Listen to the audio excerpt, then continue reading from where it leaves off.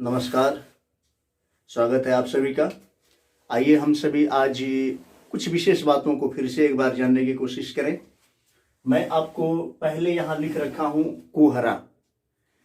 ध्यान रखिए कि आप कोहरा का मतलब कोहड़ा मत समझ लीजिएगा। कोहड़ा जैसे सब्जी वगैरह के प्रयोग में आने वाला एक विशेष प्रकार का फल है, ठीक है। तो वो मैंने कोहड़ा नहीं लिखा है क्योंकि कहीं कहीं पर कोहड़ा न लिखकर कोहरा भी उसके लिए लिखा जाता है। तो आप गलती से कहीं इस कोहरा को वो कद्दू वाला कोहरा न समझ बैठिएगा। इसका ताल्लुकात बनता है धुंध शब्द से, ठीक है, क्योंकि कोहरा और धुंध दोनों एक दूसरे से जुड़े हुए हैं। लगभग दोनों का मतलब एक ही होता है। अब दूसरी बात है कि अगर मैंने धुंध लिखा है तो कभी भी आप ये न समझ जाइएगा कि पेट से संबंधित एक समस्या होती है जिसे धुंध कहा जाता है। अक्सर डॉक्टर के पास जब पेट की समस्याओं के साथ लोग जाते हैं तो कभी कभी ये समस्या आती है, डॉक्टर से बताते हैं कि पेट में धुंध हो गया है, ठीक है। तो मैं उस धुंध के बारे में नहीं बताया हूँ। मैं कोहरा और धुंध दोनों एक दूसरे से मिलते जुलते शब्द हैं, इनके बारे में मैं आपको बताने चल रहा हूँ। तो आइए हम सभी अध्ययन करते हैं कोहरा और धुंध किसे कहते हैं।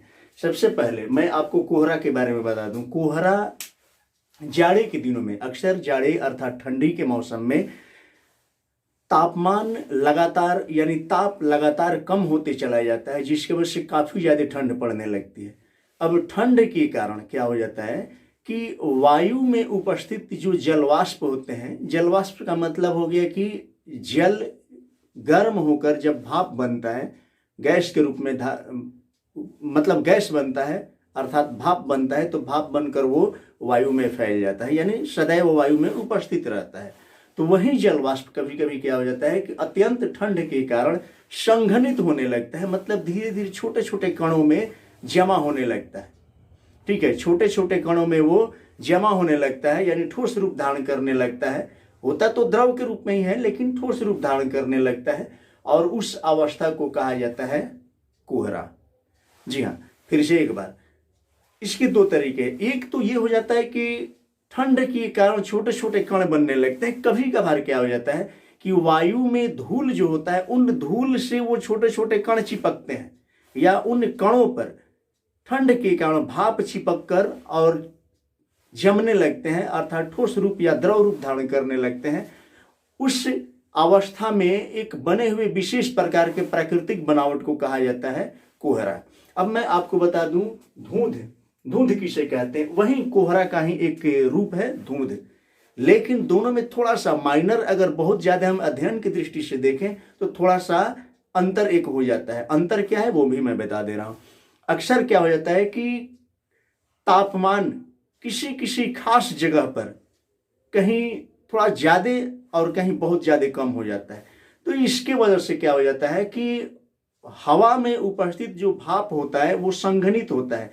संघनित होता है तो वो कहीं कहीं एक बादल के रूप में या धुएं के रूप में संघनित होता है, बहुत माइनर। मतलब यह है कि धुंध जो होते हैं उसके कण जो संघनित होते हैं वो अत्यंत सूक्ष्म होते हैं, बहुत छोटे होते हैं, जबकि कोहरा के कण जो होते हैं, जमा हुए कण जो होते हैं, वो धुंध की अपेक्षा थोड़े से बड़े होते हैं। तो बस जो हल्के मतलब बहुत सूक्ष्म रूप से कणों का जमाव होता है वो धुएं की तरह एक परत के रूप में बादलों की तरह किसी मतलब कहीं कहीं पर या किसी खास जगह पर दिखाई देता है। उसको हम लोग कहते हैं धुंध की विशाल रूप धारण किए हुए जो अवस्था बनती है जलवाष्प के संघनित होने का, उसको कहते हैं कोहरा। कोहरा की वजह से हम दूर की वस्तुओं को नहीं देख पाते हैं, देखने में परेशानी होती है। परेशानी का मतलब है कि दूर की वस्तु स्पष्ट नहीं नजर आती है, जबकि धुंध की वजह से कहीं कहीं पर वो परत दर परत जमा होता है, तो उसके वजह से हल्की परेशानी होती है, अन्यथा बहुत ज्यादा परेशानी नहीं होती है। तो हम लोग कुल मिलाकर ये अभी तक समझे हैं कि कोहरा किसे कहते हैं और धुंध किसे कहते हैं, जबकि कोहरा और धुंध लगभग एक ही बात है, बहुत कम का अंतर है। तो आज हम लोग इस वीडियो में जाने हैं कि कोहरा किसे कहते हैं और फिर धुंध किसे कहते हैं। फिर मिलते हैं अगले वीडियो में अगले जानकारी।